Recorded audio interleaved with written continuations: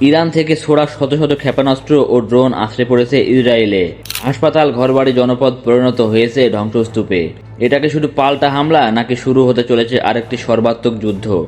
আজ 19 June 2025 Iran থেকে ইসরায়েলের বিভিন্ন শহরে চালানো হয়েছে নতুন ক্ষেপণাস্ত্র ও ড্রোন হামলা। মোট প্রায় 400টিরও বেশি ক্ষেপণাস্ত্র ও ড্রোন ছোড়া হয়। এর মধ্যে কয়েকটি আঘাত হানে জেরুজালেমে ও তেল আবিবে, এমনকি একটি মেডিকেল সেন্টারে সরাসরি হিট করে। ইসরায়েলের আয়রন ড্রোম ও ডেভিড স্কিলিং ক্ষেপণাস্ত্র প্রতিরক্ষা ব্যবস্থা অনেকগুলো প্রতিহত করলেও কিছু ছিদ্র থেকেই গিয়েছে। ইসরায়েলও থেমে থাকেনি। একাধিক বিমান হামলা চালানো হয়েছে ইরানের সামরিক ঘাটে, রাডার ও ক্ষেপণাস্ত্র গুদামে। ইতিমধ্যেই ইরানের বিভিন্ন অঞ্চলে বিস্ফোরণে কেঁপে উঠেছে আকাশ। এই পুরো সংঘাতে ইরানের নিহতের সংখ্যা বেড়ে 639 জনে পৌঁছেছে। আহত হয়েছে প্রায় 1300 জনেরও বেশি। আর ইসরায়েলে 24 জন নিহত এবং আহত শতাধিক। এই নতুন হামলার প্রেক্ষিতে বিশ্ব শক্তিগুলো মুখ খুলতে শুরু করেছে।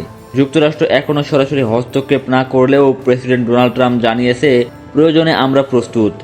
যুক্তরাজ্য ও জার্মানি মধ্যপ্রাচ্য শান্তি ফেরাতে কূটনৈতিক চাপ বাড়াচ্ছে। জাতিসংঘ এই অবস্থাকে বলেছে চরম বিপজ্জনক ও নিয়ন্ত্রণের বাইরে চলে যাওয়ার মতো। বিশেষজ্ঞদের মতে ইরান হয়তো ফাত্তা-1 হাইপারসনিক মিসাইল ব্যবহার করতে পারে, তবে এখনও পর্যন্ত তার সঠিক কার্যকারিতা নিয়ে সন্দেহ রয়ে গিয়েছে।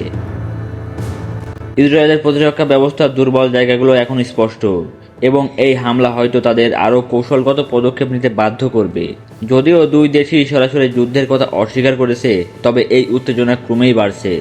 এই সব পরিস্থিতি মিলিয়ে আপনি কি মনে করেন? ইরানের এই হামলা কি কৌশলগত জবাব, নাকি যুদ্ধ শুরু হয়ে গিয়েছে? ইসরায়েল এখন কি করবে? আপনার গুরুত্বপূর্ণ মতামত নিচে কমেন্টে লিখে জানান। ভিডিওটি ভালো লাগলে একটা লাইক দিন, শেয়ার করুন এবং এরকম আপডেট পেতে আমাদের চ্যানেলটি সাবস্ক্রাইব করুন।